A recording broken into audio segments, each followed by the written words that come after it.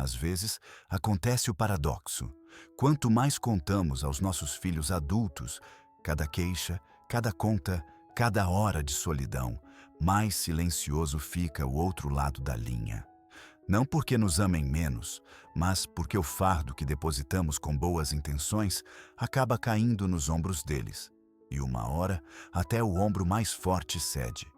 Se você levar apenas uma coisa deste audiolivro hoje, que seja esta: menos palavras podem criar mais proximidade se forem escolhidas com sabedoria. Falaremos sobre 3 áreas sensíveis: saúde, dinheiro e sentimentos, e como abordá-las de forma que o respeito, a autoestima e a conexão cresçam.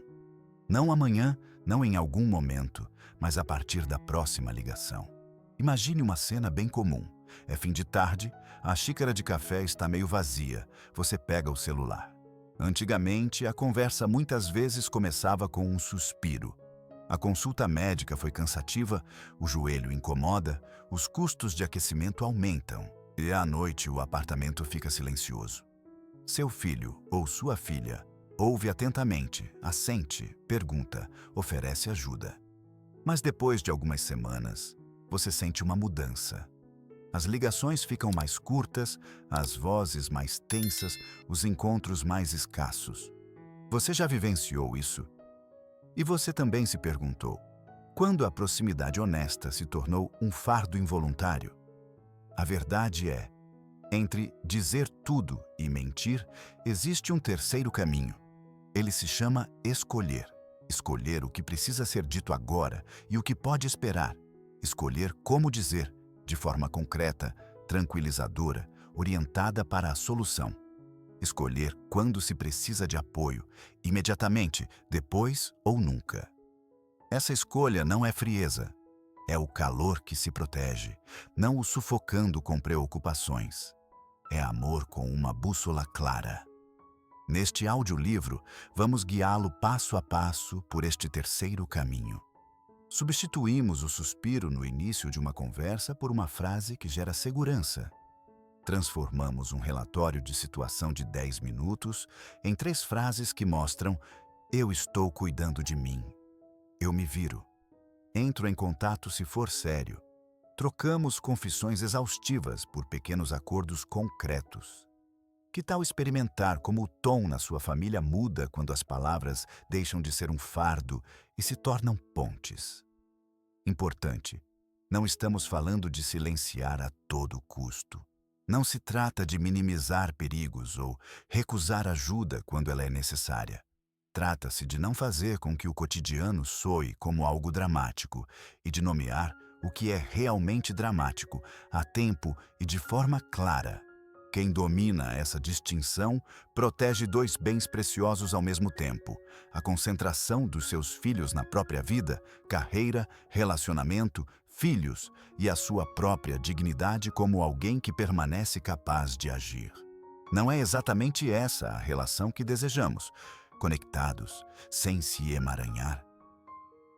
Você ouvirá agora frases simples que poderá adotar imediatamente. Em vez de "estou mal, tudo está piorando", dizemos, por exemplo, "estou sob acompanhamento médico e seguindo o plano. Se algo mudar, aviso diretamente." Em vez de "o dinheiro não é suficiente, não sei o que fazer." "Organizei minhas despesas e estou avaliando opções. Se ultrapassar um limite, eu te procuro." Em vez de "não aguento o silêncio." "Esta semana tenho 2 compromissos sociais e percebo como isso me faz bem." Sente a diferença? A realidade permanece verdadeira, mas a mensagem tira o medo e coloca a responsabilidade onde ela pertence, primeiro em nós mesmos. Talvez você se pergunte: meu filho vai se importar menos então? Nossa experiência mostra o contrário. Quando o tom fica mais leve, o contato volta a ser uma escolha, não uma obrigação. Visitas obrigatórias se tornam visitas genuínas. Ligações de controle se tornam conversas que nutrem ambos os lados. Experimente por uma semana e observe.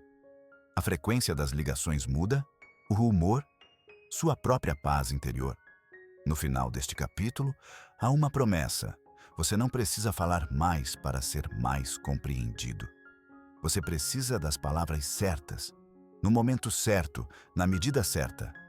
Nas próximas partes, definiremos diretrizes claras para saúde, finanças e sentimentos, contaremos pequenas histórias cotidianas europeias que inspiram e daremos frases que você pode usar imediatamente.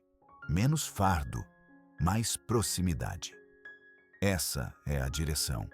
Você está pronto para tirar a primeira pedra da mochila e, ao mesmo tempo, colocar a primeira pedra de uma ponte mais estável. Então, vamos começar.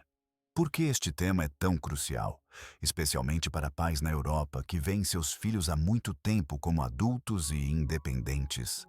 A resposta está no dia a dia, que se tornou mais denso para ambos os lados. De um lado, os mais jovens. Eles se desdobram com aluguéis crescentes em cidades como Berlim ou Zurique. Organizam o cuidado dos filhos, lutam com horários de trabalho que raramente são previsíveis. Do outro lado, os mais velhos. Mudanças físicas se instalam. O círculo de amigos diminui, as horas de silêncio se prolongam. Dois mundos que se amam, mas cujas forças não são ilimitadas. Em muitas famílias europeias, surge um conflito não declarado. Os pais desejam proximidade, querem participar, às vezes também um alívio. Os filhos também querem proximidade, mas ao mesmo tempo precisam de espaço para sustentar suas próprias vidas.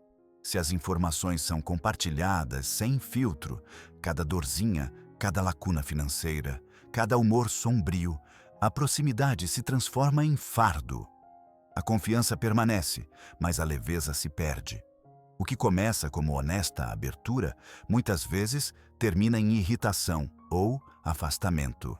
Imagine a situação em uma família em Viena. Uma mãe liga para a filha 3 vezes ao dia para relatar dores e preocupações. A filha é enfermeira, já exausta de longos turnos. No começo, ela ouve, passa por lá, ajuda. Depois de semanas, sua voz fica mais curta, seu olhar mais sério. Ela não ama menos sua mãe, mas sente que não lhe resta mais nenhuma hora para os próprios filhos. Um padrão que se repete por toda a Europa. Por isso, é tão importante desenvolver um novo estilo de convivência. Uma comunicação que respeite e estabeleça limites, sem perder a cordialidade. Em vez de compartilhar cada detalhe, muitas vezes basta dizer o essencial. Tive uma consulta com o clínico geral. Tudo está de acordo com o plano. Ou, estou de olho nas despesas. Está tudo bem. Isso parece insignificante, mas é uma muralha protetora para ambos os lados. Para os pais, significa manter a autodeterminação. Para os filhos, não ser constantemente colocado em estado de alerta. Essa abordagem se conecta a uma virtude tipicamente europeia, a moderação. Em muitas culturas do continente, é considerado uma força colocar as coisas em perspectiva. Seja na alimentação, no trabalho ou mesmo na fala, a medida certa decide sobre a saúde e a harmonia. Quem transfere esse princípio para as conversas com filhos adultos, muitas vezes experimenta uma atmosfera diferente já após algumas semanas. Menos pressão, mais calor, menos obrigação, mais alegria. E há mais um aspecto. Quando nós, como pais, escolhemos conscientemente o que contamos, também mostramos aos nossos filhos um modelo para o seu próprio futuro. Eles veem como se envelhece sem perder o contato e sem se impor. Eles aprendem que o cuidado não precisa resultar em dependência, mas em parceria em pé de igualdade. Talvez você se pergunte, não é exatamente isso que queremos transmitir, que o amor amadurece quando dá espaço? Tudo isso deixa claro. Este tema não se refere apenas a conversas íntimas ao telefone. É uma chave para como as gerações na Europa podem viver juntas em paz, com respeito e, ao mesmo tempo, com amor. Com limites claros, mas com o coração aberto. Com menos fala, mas mais compreensão. Na próxima sessão, abordaremos a primeira grande área que desafia tantas famílias: o tema da saúde. Quantos pais devem realmente dizer? E como podem expressar isso para que a preocupação não se transforme em fardo? O primeiro grande princípio é: saúde sim, mas com ponderação. Muitos pais tendem a descrever cada sintoma em detalhes, cada tensão nas costas, cada dor no joelho, cada noite sem dormir. O que, do ponto de vista dos pais, é honestidade, pode gerar um estado de alerta nos filhos adultos. Pois quem ouve sente imediatamente a responsabilidade, e essa responsabilidade pode rapidamente se transformar em pressão. Vamos pensar em uma cena em Colônia. Uma mãe de 70 anos liga para a filha e descreve exaustivamente cada exame, cada comprimido, cada nova dor no corpo. A filha, que trabalha e tem 2 filhos pequenos, organiza então viagens semanais, liga várias vezes ao dia, dorme pior. Após algumas semanas, a mãe se sente culpada, a filha exausta. O contato se torna mais frequente, mas é pesado e tenso. O que deveria ser proximidade torna-se uma cadeia de ligações por obrigação. É bem diferente quando os pais escolhem suas palavras conscientemente. Outra mulher, também de Colônia, age assim. Depois de uma consulta com o clínico geral, ela diz apenas: "O check-up de rotina foi bom. Estou seguindo o plano. Tudo sob controle." A filha fica sabendo, sente-se tranquila, mas não precisa virar a vida de cabeça para baixo. A mãe não disse nada que não fosse verdade, apenas ajustou o peso da informação. Encontrar o equilíbrio certo não significa silenciar problemas.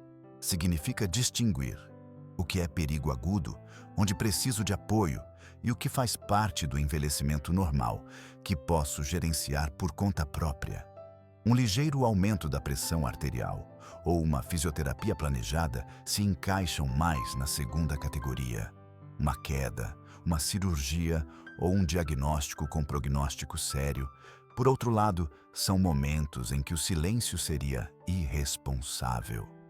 Para deixar a diferença ainda mais clara, usamos uma imagem. Imagine seu bem-estar como uma casa. Pequenas rachaduras na parede você conserta sozinho. Mas se as vigas estão cedendo, você chama o carpinteiro.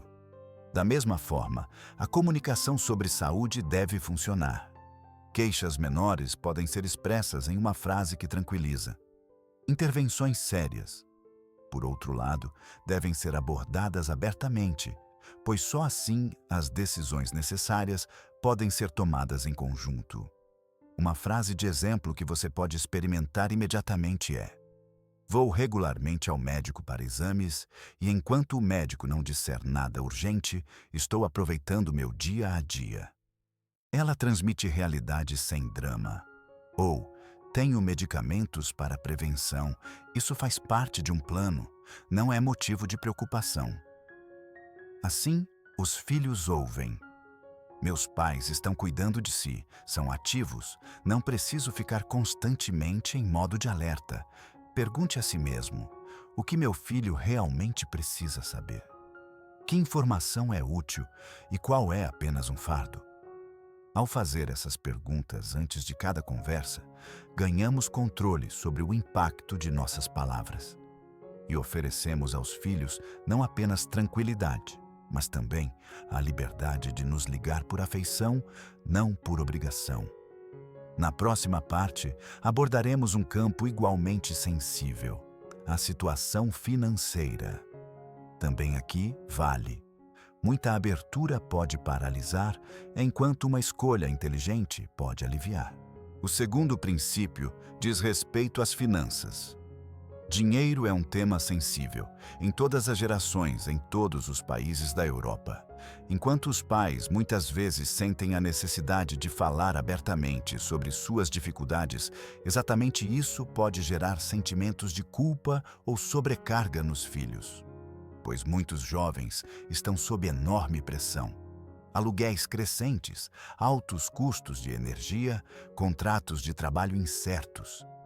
Quem, Nesta situação, ainda precisa carregar as preocupações dos pais. Rapidamente se sente esmagado. Um exemplo de Frankfurt deixa isso claro.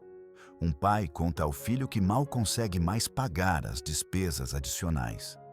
O filho reage imediatamente, corta os próprios gastos, cancela uma viagem de férias, elimina as aulas de música dos filhos. Ele ajuda, mas o clima muda. Depois de alguns meses, o pai sente vergonha. Por minha causa, meus netos estão perdendo. O filho, por sua vez, sente-se preso entre lealdade e sobrecarga. O amor se tornou um fardo permanente. A situação foi bem diferente em uma família em Copenhague. Lá, uma mãe decidiu não fazer de suas dificuldades financeiras um tema constante. Em vez disso, ela disse à filha: "Aprendi a gerenciar minhas finanças com mais economia e até encontro prazer em gastar menos." De fato, ela havia ajustado seu comportamento de consumo, cozinhar mais em casa, comprar menos, morar em um apartamento menor. A filha sentiu que a mãe tinha a situação sob controle e pôde seguir sua própria vida sem preocupações. Somente anos depois, quando a filha estava profissionalmente estável, a mãe falou com cautela sobre apoio e experimentou gratidão em vez de pressão. É claro que a prudente contenção não significa recusar ajuda em situações de verdadeira necessidade. Quem é vítima de fraude, quem está ameaçado de perder a moradia ou o sustento, precisa abordar isso. Mas a diferença está no timing. Nem toda dificuldade financeira é um alarme familiar. Às vezes, é um exercício de improvisação, de busca por novas soluções. Seja um pequeno trabalho extra, seja a mudança para hábitos mais baratos. Aqui também, frases que nomeiam a realidade, mas não sobrecarregam os filhos, são úteis. Em vez de "não dá mais para nada, não sei como vai ser", pode-se dizer: "verifiquei minhas despesas e estou me virando. Se a situação apertar de verdade, avisarei imediatamente." Essa pequena mudança linguística faz a diferença. Ela sinaliza autocontrole, sem criar uma imagem falsa. Os dados na Europa mostram claramente, segundo a OCDE, são justamente as famílias jovens as mais afetadas pelo aumento dos custos de moradia. Se os pais também abordam suas próprias dificuldades, a pressão aumenta sobre uma geração que já tem pouco espaço financeiro. Isso torna ainda mais importante que os idosos enfatizem sua independência sempre que possível. Pergunte-se, então: meu filho precisa saber disso hoje? Ou isso apenas encurtaria suas noites, sem que ele possa mudar algo? Ao decidir conscientemente o que compartilhar, você preserva não apenas sua independência, mas também a leveza do laço familiar. Na próxima sessão, abordaremos a terceira área, talvez a mais difícil: os sentimentos, a solidão e o peso interior. O terceiro princípio é talvez o mais delicado de todos: os próprios sentimentos e a solidão. Muitos pais sentem, após a perda do parceiro, após a aposentadoria ou após uma mudança, um vazio difícil de suportar. O impulso de compartilhar esse vazio imediatamente com os filhos é compreensível, afinal, são os confidentes mais próximos. Mas é exatamente aqui que reside o perigo. Quando filhos adultos se tornam um porto seguro emocional, eles involuntariamente assumem um papel que não podem cumprir nem abandonar sem desenvolver sentimentos de culpa. Tomemos o exemplo de uma viúva de Barcelona. Ela ligava para a filha diariamente para descrever sua solidão. À noite, sento-me sozinha. A casa está silenciosa e não sei o que fazer comigo. A filha, que trabalha e tem 3 filhos, sentia-se obrigada a ir visitá-la todo fim de semana. No início, isso fazia bem a ambas, mas logo o casamento da filha começou a sofrer. O marido reclamava que a família estava sendo negligenciada. Os filhos perguntavam por que a mamãe quase nunca estava em casa. No final, todos se sentiam sobrecarregados, inclusive a mãe, que havia colocado a filha em um conflito constante. Em contraste, temos o exemplo de um homem de Antuérpia. Ele também perdeu a esposa e vivenciou os primeiros meses como difíceis, mas em vez de sobrecarregar os filhos com cada lágrima, ele buscou ativamente novas fontes de comunidade. Ele se inscreveu em um grupo de coral, começou a ir regularmente ao centro comunitário e descobriu o jogo de bocha no parque. Quando falava com o filho, dizia: "Hoje conheci pessoas novas. Isso me deu alegria." O filho sentiu: "Meu pai está lutando, sim, mas ele está construindo sua vida." A conversa ficou leve, a relação cresceu em respeito, não em culpa. A mensagem é clara: regular as emoções não significa negá-las. Significa escolher os destinatários certos. Para o luto, existem grupos de luto. Para conflitos de casal, centros de aconselhamento. Para a inquietação interior, médicos ou terapeutas. Os filhos podem fazer parte da alegria, mas não devem ser os únicos a carregar o fardo. Uma imagem útil é a da chaleira. Uma chaleira que fica constantemente no fogo assobia incessantemente e deixa todos no ambiente nervosos. Mas quem libera o vapor a tempo, no esporte, na conversa com pessoas afins, em um diário, garante que o assobio cesse. Então, pode-se contar ao filho ao telefone com voz calma: "Hoje dei uma volta no parque e aproveitei o ar fresco. Isso me faz bem." Uma possível formulação para o dia a dia é: "Claro que há momentos em que me sinto sozinho, mas encontrei maneiras de lidar com isso e estou melhor." Essa frase dá espaço para a honestidade, sem acionar um sinal de alarme no filho. Pergunte a si mesmo: quais emoções são úteis para meu filho saber, para que ele sinta proximidade? E quais são apenas um fardo que ele não pode carregar? Ao traçar essa linha, você protege a independência de seus filhos e sua própria dignidade. Na próxima parte, ilustraremos esses princípios com uma história contínua. Como o dia a dia muda quando um pai ou mãe segue as 3 regras. E o que acontece quando não o faz? Para tornar os 3 princípios ainda mais tangíveis, vamos imaginar uma história concreta, uma espécie de imagem de antes e depois. Tomemos o Sr. Schneider de Lyon, com 70 e poucos anos, viúvo há 3. Ele ama profundamente a filha e não deseja nada mais do que manter um contato próximo com ela. No entanto, é exatamente nisso que ele se emaranha. No antes, ele ligava quase todas as noites.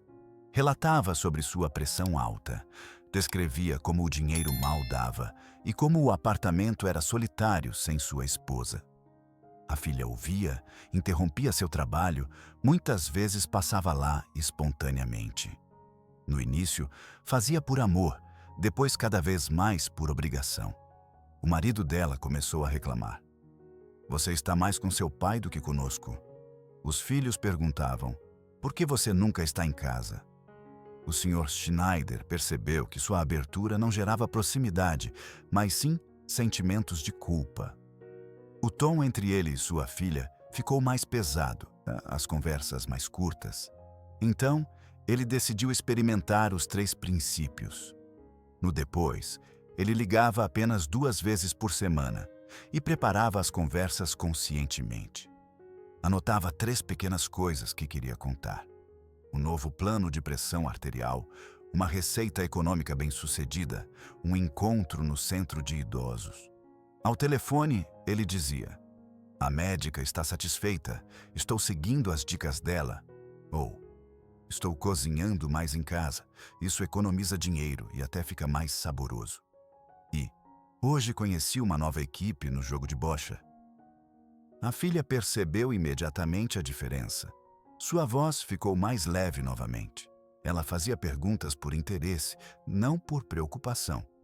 Ligações de controle se tornaram conversas genuínas, nas quais ela também contava sobre seu dia a dia. O Sr. Schneider percebeu: não são necessárias muitas palavras para criar proximidade. São necessárias as palavras certas. Ainda mais marcante foi em uma tarde de domingo. Antes, a visita da filha era tensa. Ela vinha para ver se estava tudo bem. Agora, ela vinha porque tinha vontade de tomar um café juntos. O pai havia assado o bolo de maçã, contava sobre o coral e eles riam juntos. Ele pensou: a mesma filha, o mesmo pai, apenas palavras diferentes. E de repente parece um presente em vez de uma obrigação. Essa história mostra que a mudança não reside em grandes gestos, mas em pequenos e consistentes passos. Quem escolhe conscientemente o que conta, transforma a atmosfera na família. A leveza substitui o peso, a alegria substitui a obrigação, a confiança cresce a partir da distância. Na próxima sessão, veremos o outro lado da moeda. O que acontece quando os pais desconsideram os 3 princípios e quais as consequências psicológicas para todos os envolvidos. O que acontece se desconsiderarmos os 3 princípios? As consequências muitas vezes se manifestam de forma sutil, mas são profundas. Quem transmite cada preocupação de saúde, cada dificuldade financeira e cada sentimento de solidão de forma descontrolada para os filhos, desencadeia uma reação em cadeia. Inicialmente, os filhos reagem com compaixão, ligam mais vezes, visitam com mais frequência, assumem tarefas. No entanto, com o tempo, esse cuidado se transforma em um fardo. Psicologicamente, isso é chamado de inversão de papéis. Os pais, que antes ofereciam segurança, agora parecem necessitados. Os filhos sentem-se responsáveis como por mais um filho, mas sem a alegria que um recém-nascido traz. Disso, muitas vezes, surge um sentimento de culpa difuso. Se eu não perguntar todos os dias, estou abandonando meus pais. A culpa, porém, não é um bom terreno para o amor. Ela pesa o coração e torna o contato exaustivo. Um exemplo de praga ilustra isso. Uma mãe, no final dos 60, falava constantemente ao filho sobre seus medos de demência. O filho começou a pesquisar em fóruns médicos em cada minuto livre, acompanhava-a em inúmeros exames, quase não dormia mais. Seu casamento sofreu, seu trabalho também. Finalmente, ele evitava as ligações, não porque a amasse menos, mas porque não aguentava mais. A mãe sentiu-se abandonada e ainda mais solitária. Um círculo vicioso clássico. Quanto mais ela compartilhava, menos proximidade restava. A autoestima dos pais também sofre quando eles assumem permanentemente o papel de necessitados. Quem se define apenas por queixas perde o senso de agência. Em vez de orgulho pelas próprias soluções, cresce o sentimento de ser um fardo. Isso causa amargura e pode levar à resignação. Em muitas famílias europeias, esse mecanismo se intensifica inconscientemente. Os pais reclamam, os filhos reagem, tensões surgem. No final, há acusações silenciosas. Você não liga mais. Você só me pressiona. O amor ainda está lá, mas não tem mais ar. Pergunte a si mesmo: você quer que seus filhos busquem contato porque sentem alegria ou porque a culpa os impulsiona? Você quer ser percebido como uma fonte de força ou como um paciente crônico, um reclamador crônico, um solitário crônico? A resposta é óbvia. Na próxima parte, mostraremos passos concretos que você pode dar nas próximas 24 a 72 horas para redefinir o curso, pequenas ações com grande impacto. Mas como se implementa tudo isso na prática? A teoria convence, mas o dia a dia exige passos concretos. É exatamente aqui que começam as próximas 24 a 72 horas. Pequenas ações que podem gerar um impacto imediato. O primeiro passo chama-se inventário. Pegue uma folha de papel e anote os temas que você abordou ultimamente com seus filhos. Foram queixas sobre o corpo, preocupações com dinheiro, o sentimento de solidão? Marque quantas vezes esses temas apareceram. Já essa simples visão geral mostra se você, inconscientemente, está passando um fardo grande demais. O segundo passo é a regra das 3 notícias positivas. Antes de ligar para seu filho ou enviar uma mensagem, pense em 3 coisas que sejam leves, encorajadoras ou neutras. Pode ser o passeio no parque, uma refeição bem-sucedida, uma conversa interessante no centro de idosos. Essas 3 âncoras dão à conversa um tom amigável. O terceiro passo é: discuta questões médicas e financeiras primeiro com profissionais, não com os filhos. Nos próximos dias, agende uma consulta com seu médico de família ou consultor fiscal, caso precise de aconselhamento. Assim, você leva suas preocupações a sério, sem transferi-las precipitadamente para a família. O quarto passo é um pequeno impulso social. Em até 72 horas, inscreva-se em uma atividade fora de casa. Um grupo de ginástica, um clube de leitura, um encontro em um café. Não precisa ser nada grandioso. O importante é que crie contatos.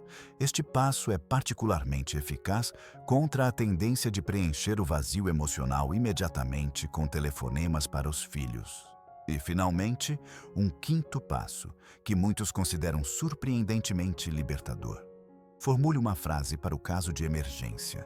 Uma frase que você usará quando a situação for realmente séria. Por exemplo, desta vez, preciso da sua ajuda porque sozinho não consigo. Essa frase deixa claro: quando dita, ela tem peso.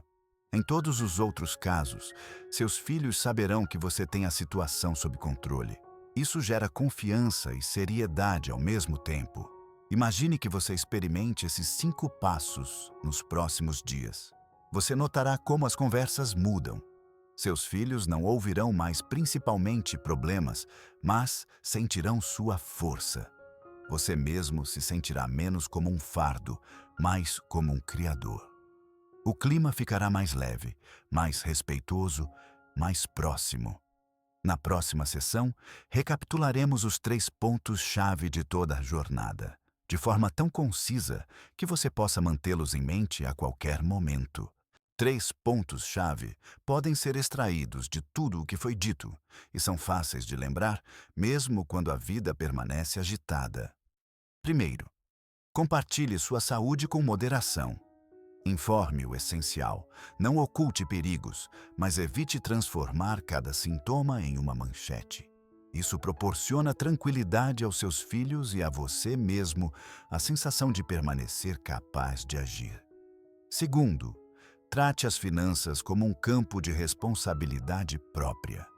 Pequenos apertos ou medidas de economia fazem parte do dia a dia normal na velhice. Não precisam ser o tema constante das conversas. Somente quando se trata realmente de subsistência ou segurança, a abertura é necessária. Esse equilíbrio preserva sua dignidade e protege a liberdade de seus filhos. Terceiro, lide com os sentimentos com cuidado. A solidão e o peso interior são reais, mas os filhos não são os terapeutas adequados. Busque comunidade, atividades, ajuda profissional e compartilhe com seus filhos os resultados desses esforços. Assim, eles ouvirão não a queixa, mas a esperança. Se você mantiver esses 3 pontos em mente, o clima familiar mudará visivelmente. Seus filhos ligarão não por obrigação, mas por alegria. Você mesmo não se sentirá como um fardo, mas como uma fonte de calor. E no final, surge exatamente o que todos desejamos: proximidade que sustenta, sem sufocar. Na próxima e última parte desta jornada, vamos ampliar a visão mais uma vez. Resumiremos a força dessa atitude e convidaremos você a fazer parte dessa mudança, para a sua vida e para a de sua família. Ao final desta jornada, fica claro: menos fardo significa mais proximidade.